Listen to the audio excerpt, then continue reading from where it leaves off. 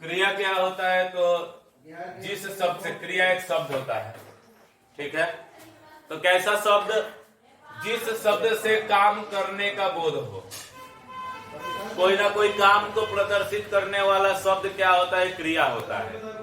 वैसा शब्द जो किसी न किसी काम को प्रदर्शित करता हो, उस शब्द को क्रिया कहते हैं। क्रिया एक प्रकार का विकारी शब्द है। विकारी शब्द मतलब कि यह बदल जाता है, इसका रूप अलग अलग है, अलग अलग वचन में, अलग पुरुष में और अलग अलग लिंग में इसका रूप बदल जाएगा, ठीक है। यानी कि एक वचन में कुछ अलग क्रिया लगेगा, बहुवचन में बदल जाएगा। किसी पुरुष में अलग क्रिया लगेगा, पुरुष बदलते ही क्रिया भी बदल जाएगा। यानी कि यह बदलने वाला शब्द है, यानी कि इसका रूप बदलता है। क्रिया कहाँ रहता है किसी वाक्य में? तो वाक्य के, हिंदी वाक्य के अंत में क्रिया रहता है। हिंदी वाक्य के कहाँ क्रिया रहता है? अंतिम शब्द क्रिया होता है। हिंदी वाक्य के अंतिम शब्द क्या होते हैं? क्रिया होते हैं। आगे, क्रिया के मूल रूप को क्या कहा जाता है? धातु। क्रिया धातु मिलता जुलता शब्द है। क्रिया का ही रूप क्या होता है? धातु होता है। जबकि क्रिया में बहुत सारा कुछ प्रत्यय, कुछ जुटा रह सकता है, लेकिन अगर क्रिया में लगे प्रत्यय को हटा लिया जाए, क्रिया में लगे प्रत्यय को हटा लिया जाए, तो क्रिया का जो मूल रूप बचता है उसको कहते हैं धातु। जैसे कि आना, हम लोग बोलते हैं कि आना, जाना, पढ़ना, खेलना, ये सब क्रिया है, लेकिन सभी में ना जुड़ा हुआ है। क्या जुड़ा हुआ है? ना। उस ना को हटा लेंगे, जैसे पढ़ना, पढ़ना में से ना हटा लेंगे तो बचेगा सिर्फ पढ़, तो वो पढ़ हो जाएगा धातु। लिखना में से ना हटा देंगे तो बचेगा लिख, तो लिख हो गया धातु। ये सब जो है इनको मूल धातु कहा जाता है। मूल धातु किसको कहते हैं? तो जिस धातु के अंत में किसी भी प्रकार का प्रत्यय न लगा हो, उस धातु को मूल धातु कहा जाता है। जैसे कि जा, इसके अंत में कुछ नहीं लगा है, जाना रहता तो ना लगा रहता, लेकिन अभी कुछ नहीं लगा है, तो इसको जा तो क्या बोलेंगे? मूल धातु। जा, पर, ये सब मूल धातु है। और जिस धातु के अंत में कुछ न कुछ जुट जाए उसे यौगिक धातु कहते हैं। क्या कहते हैं? तो यौगिक धातु किसको कहेंगे? जिसके अंत में कोई ना कोई प्रत्यय जुटा हो उसको यौगिक धातु, और जिसके अंत में किसी भी प्रकार का प्रत्यय न जुटा हो उसको मूल धातु। फिर से, तो जिसके अंत में कोई ना कोई प्रत्यय जुट गया हो उसको यौगिक धातु बोलेंगे। जिसके अंत में कुछ न कुछ जुटा हुआ हो, यानी कि कोई ना कोई प्रत्यय जुटा हुआ हो, उसको बोलेंगे क्या? यौगिक धातु। और जिसके अंत में कुछ न लगा हो, ना भी नहीं लगा है, सिर्फ पढ़, उसके अंत में ना भी नहीं लगा है, उसको बोलेंगे मूल धातु। यौगिक धातु को 3 ग्रुप में बांटा गया है। कितने ग्रुप में? तो 3 ग्रुप में। एक होता है संयुक्त क्रिया। संयुक्त क्रिया, संयुक्त मतलब कि जुटा हुआ। जब 2 चीजों को जोड़ दिया जाता है तो उसे संयुक्त कहते हैं, ठीक है। तो संयुक्त क्रिया का मतलब क्या हुआ? 2 क्रिया एक साथ जुट जाए। कितने क्रिया एक साथ जुट जाए? 2 क्रिया। जैसे कि भूल, भूलना एक क्रिया है, भूलना एक क्रिया है, और जाना भी एक क्रिया है। तो दोनों को जोड़ दिए तो मूल धातु हो गया भूल, भूल हो गया मूल धातु, और मूल धातु के साथ एक क्रिया जुट गया, भूल जाना। भूल जाना एक संयुक्त क्रिया है। अच्छा, खड़ा होना, खड़ा होना, ठीक है ना। खड़ा होना भी क्या है? संयुक्त क्रिया है, क्योंकि खड़ा होना भी 2 मिनट का बना है। फिर से हंस देना, हंसना एक क्रिया है और देना भी एक क्रिया है। तो हंस देना में हंस हो गया मूल धातु और देना हो गया क्रिया। जब मूल धातु के साथ क्रिया जुट जाए, यानी हंस देना, कौन सा क्रिया हो जाएगा? संयुक्त क्रिया। चलना, चलना एक क्रिया है और पढ़ना भी एक क्रिया है। तो चल पढ़ना दोनों को जब साथ में जोड़ दिए तो ये क्या हो जाएगा? संयुक्त क्रिया। तो संयुक्त क्रिया किसे कहते हैं? संयुक्त क्रिया उसे कहते हैं जिसमें एक मूल धातु हो, जिसमें एक मूल धातु हो और एक क्रिया हो। ठीक है, आगे नाम धातु से आप क्या समझते हैं? नाम धातु तो जिसमें किसी संज्ञा से क्रिया बन जाए, जैसे हाथ हो गया संज्ञा, हाथ हो गया संज्ञा और हाथ से बन गया हथियाना। हथियाना एक क्रिया हो गया जो कि हाथ से बना हुआ है। अब बताओ इस हथियाना का मूल रूप क्या कोई क्रिया है कि संज्ञा है? जिसका मूल रूप एक संज्ञा सर्वनाम या फिर विशेषण हो, या फिर संज्ञा सर्वनाम या फिर विशेषण से बनने वाली क्रिया को नाम धातु कहा जाता है, यानी कि नाम से बनने वाला क्रिया। जैसे कि अपनाना, क्या करना? अपनाना। तो अपनाना को अगर देख लिया जाए, अपनाना, तो अपनाना का अगर मूल शब्द देखा जाए तो पीछे से ना हटा दो, पीछे से ना हटा दो तो बचेगा सिर्फ अपना, बचेगा सिर्फ अपना। तो क्या बताओ अपना कोई क्रिया है? नहीं ना है, अपना क्रिया नहीं है, यानी ये क्रिया से बनने वाला, धातु से बनने वाला क्रिया है।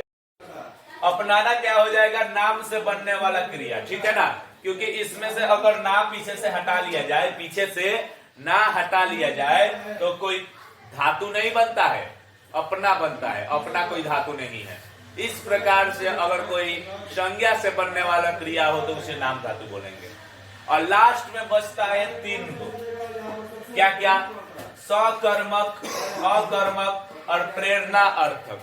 कर्म के अनुसार 2 ग्रुप में बांटा गया है क्रिया को। कर्म के अनुसार क्रिया को कितने ग्रुप में बांटा गया है? 2 ग्रुप में। और वो दोनों ग्रुप क्या क्या है? एक सकर्मक और एक अकर्मक। सकर्मक, इसमें डेफिनेशन है, स यानी साथ और जिसमें अ लग गया उसमें नहीं लगा दो। सकर्मक यानी क्रिया के साथ, कर्म के साथ क्रिया रहे, यानी जिस क्रिया को कर्म की आवश्यकता है, जिस क्रिया को कर्म की आवश्यकता होती है उसे सकर्मक कहते हैं। और अकर्मक का मतलब मतलब नहीं, कर्म नहीं हो, जिसमें कर्म नहीं हो। तो कैसे समझ में आएगा कि कर्म चाहिए या कर्म नहीं चाहिए, सकर्मक है या अकर्मक है? कैसे समझ में आएगा? तो क्या करेंगे? सकर्मक जो होता है उसको क्या से सवाल पूछेंगे? किस चीज से सवाल पूछेंगे? क्या से सवाल पूछेंगे। अगर उसका कोई आंसर निकल सकता है तो सकर्मक है। क्या? अगर उसका कोई आंसर निकल सकता है तो सकर्मक है।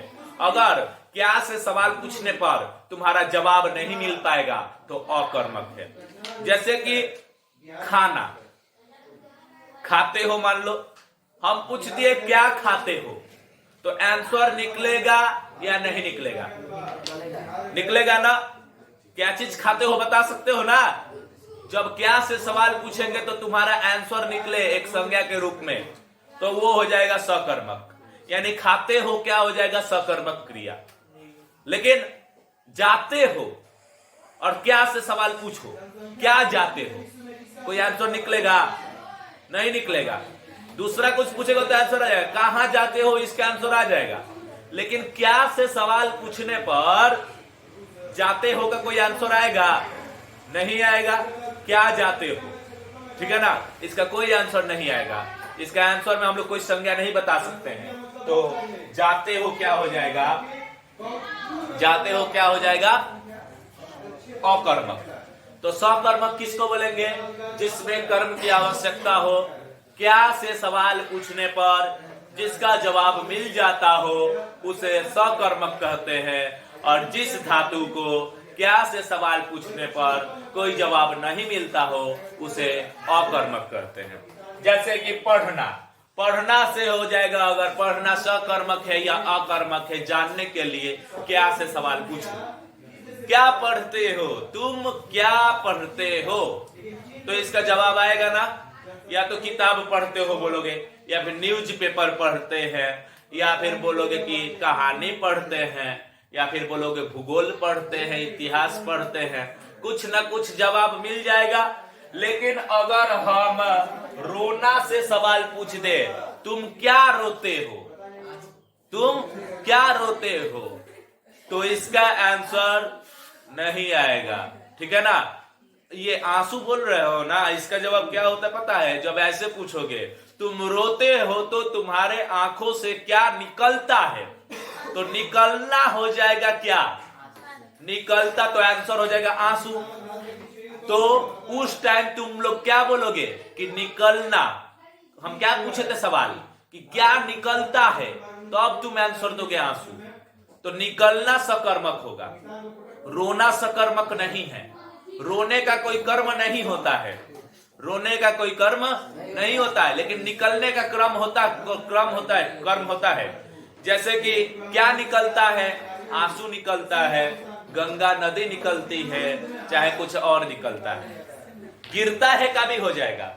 गिरता है का सवाल पूछेंगे कि क्या गिरता है, तो आंसर बता सकते हो, पत्ता गिरता है, चाहे कुछ और गिरता है।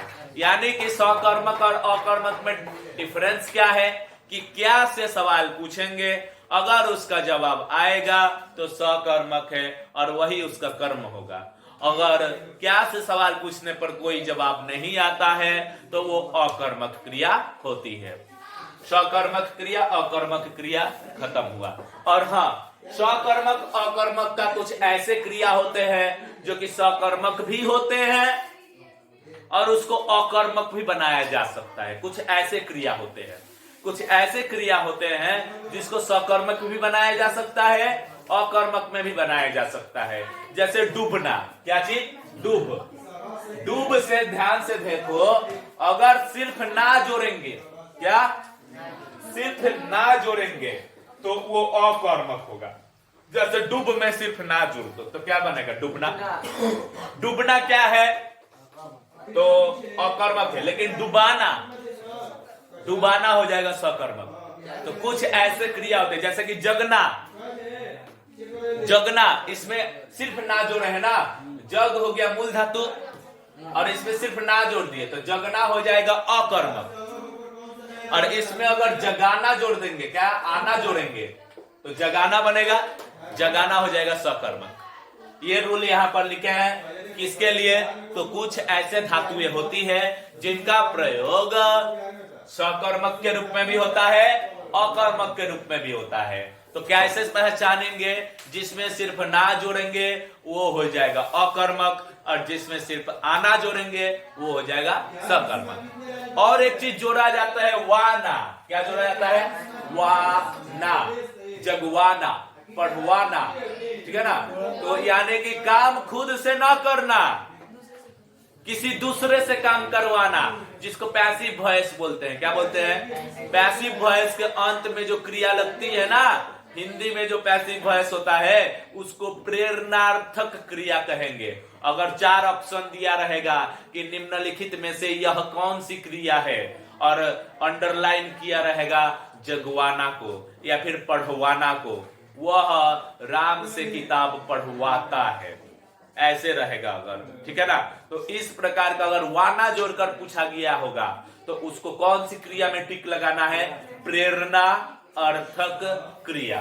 तो उसी को बोलेंगे प्रेरणार्थक क्रिया। तो प्रेरणार्थक क्रिया आंसर कब देना है? जब काम किसी दूसरे से करवाया जाता है तो उस क्रिया को प्रेरणार्थक क्रिया कहा जाता है। जैसे करना हो जाएगा अकर्मक, कराना हो जाएगा सकर्मक, और करवाना हो जाएगा प्रेरणार्थक। प्रेरणार्थक के अंत में वाना जुटा हुआ होता है, करवाना। जैसे उगना हो जाएगा अकर्मक, उगाना हो जाएगा सकर्मक, और उगवाना हो जाएगा प्रेरणार्थक। ठीक है। अब क्या पढ़ना है कि सहायक क्रिया से आप क्या समझते हैं? तो सहायक क्रिया मतलब सहायता प्रदान करने वाली क्रिया। यह क्रिया के अंत में जाकर जुटता है। कहां जुटता है? क्रिया के अंत में जाकर जुटता है और वाक्य का अर्थ पूरा करता है। जैसे मैं वहां जाता, और उसके बाद कुछ ना कुछ चाहिए जो कि इस सेंटेंस को पूरा करे, तो हम लोग लगाते हैं हूं, चाहे था। मैं वहां जाता हूं या फिर मैं वहां जाता था। तो इस समय सहायक क्रिया का काम हूं कर रहा है या फिर था कर रहा है। कभी कभी रहा भी करता है। जैसे मैं वहां जा रहा हूं, तो जा हो गया क्रिया और रहा हूं जो लिखा हुआ है वो क्या हो जाएगा, सहायक क्रिया। तो सहायक क्रिया कहां रहता है, एकदम अंत में, क्रिया के अंत में जुटकर वाक्य को पूरा करता है। तो वैसी क्रिया जो दूसरे क्रिया के अंत में जाकर लगता है एवं वाक्य का अर्थ को पूरा करता है, उस क्रिया को सहायक क्रिया कहते हैं। जैसे कि मैं वहां पढ़ता बोल के रुक जाएंगे तो उसके बाद हूं आकर उसको पूरा करेगा। मैं वहां पढ़ता हूं, तो यहां पर हूं हो जाएगा सहायक क्रिया। ठीक है।